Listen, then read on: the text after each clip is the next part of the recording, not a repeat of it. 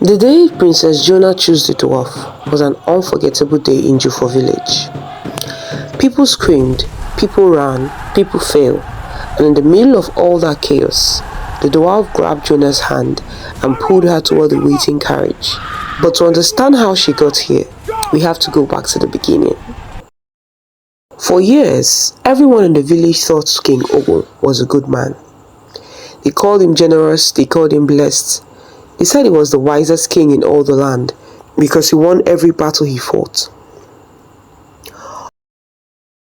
Other kings would send messengers to ask him for advice on war strategy, and he would smile and give them answers that made them shake their heads in wonder. How does one man know so much? They would ask. The king was also famous for his beautiful wood carvings. Wealthy traders would travel from far kingdoms just to buy the intricate idols and statues he made. They would pay him bags of gold for a single piece. "Look at how humble our king is," the villagers would say. "Even though he's royalty, he still enjoys working with his hands like a common craftsman." They admired him for it. They praised him in the market square and in their homes. And then there were his daughters. King Ogo had 7 daughters. 6 of the daughters were already married to powerful men, kings and princes from wealthy kingdoms. Only Jona, the youngest, remained at home. "See how blessed King Ogo is," the villagers would whisper. "All his daughters married well. Surely the gods favor this man." But the villagers couldn't see what was happening behind the palace walls. They didn't know that every smile the king gave them was covering up something rotten underneath. Only 2 people in the whole kingdom knew who King Ogo really was: his wife, the queen, and his youngest daughter, Jona. At first, the queen believed her husband, but then, as events began to unfold, she then realized the misfortune she's gotten herself into. The first daughter, Adana, was married to a very wicked king whose face was covered in burn scars. He was so frightening to look at that Adana couldn't even meet his eyes during the wedding ceremony. She trembled the entire time. After the wedding, she sent one letter to her mother. "Mother, I cannot live like this." 2 months later, news came that Adana had thrown herself from the palace tower. The queen wept for days, but King Ogo showed no emotion. "These things happen," he said with a shrug. "She was always weak." The third daughter, Aroli, was married to a dead man, or rather, to a dead man's family. The prince had died young, but his mother loved him so much that she refused to bury him. Instead, she had his body preserved and kept in the palace. After a while, she decided he needed a wife. So King Ogo sold Roli to them for a chest of gold and 100 horses. Roli never forgave her parents and cut all contact with them afterwards, and no one knows what became of her. The other daughters had similar stories. One was married to a prince who beat her every night. Another was sent to a kingdom where she became the 5th wife of an old king who barely remembered her name. The queen learned all of this piece by piece, and it nearly destroyed her mind. She started taking herbs just to stay calm and to keep from losing her mind.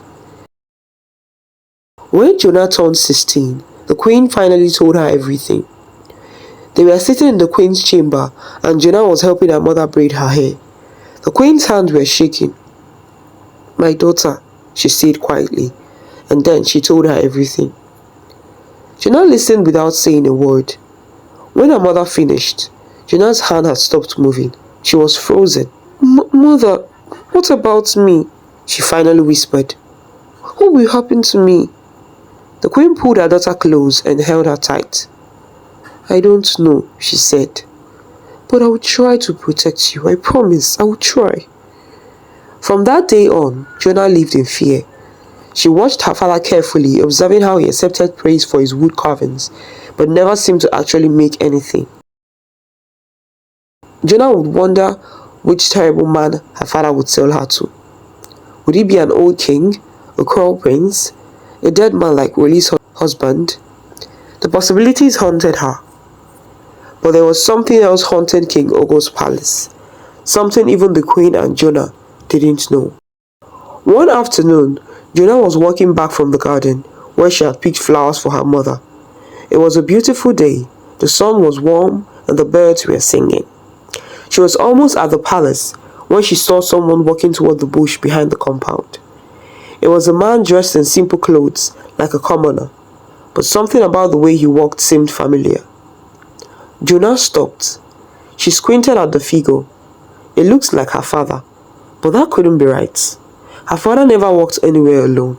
He always had guards with him, always.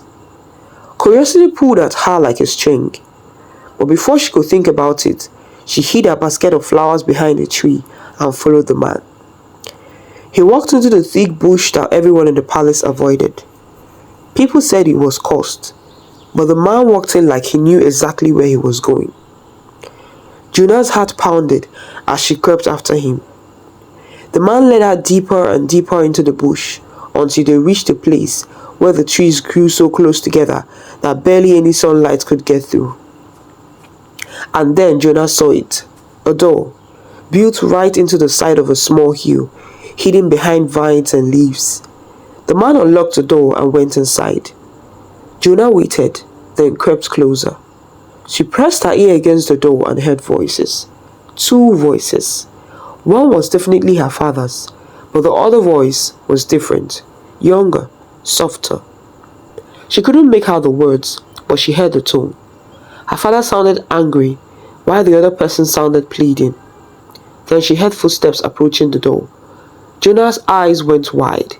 She turned around as fast as she could, not caring about the noise she made. She ran all the way back to the palace, her chest burning, her mind racing. When she reached her mother's chamber, she was shaking so badly she could hardly speak. The queen grabbed her shoulders. "What happened? What's wrong?"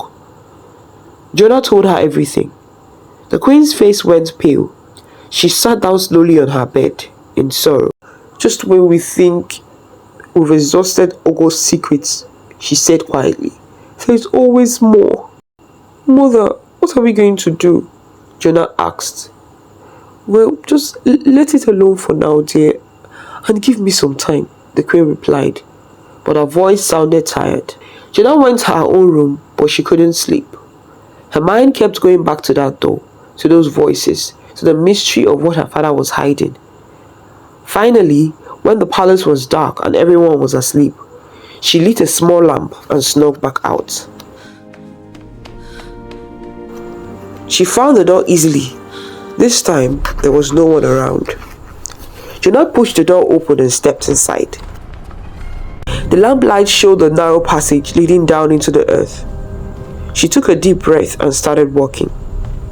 The passage opened into a cave-like room, and there, sitting on a small wooden stool, was a dwarf. He looked up at her and smiled. "What a brave princess." "What a brave princess," he said. Jona screamed and ran. She ran all the way back to the palace, locked herself in her room, and didn't come out until morning.